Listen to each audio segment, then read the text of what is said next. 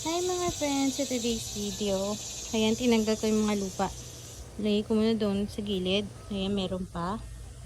Kasi ito, nandito, yung iba. Kasi maglalagay kami ng bagong lagayan pa ng ganito para sa mga gulay. Or kung ano man. Tapos ito, next time naman siya. So, ayan po, ginagawa na ng asawa ko yung pinakamalaking bed raised cedar.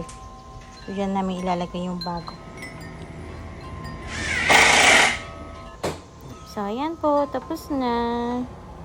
Lilipat na namin siya dun sa garden area.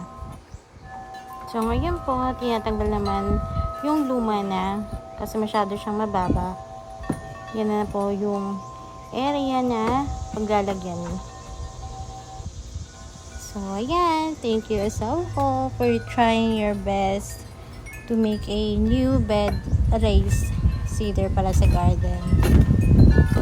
So, ayan po. Kulang lang ng lupa. So, next time, lalagyan namin lupa at lalagyan namin ng bagong halaman. Thank you!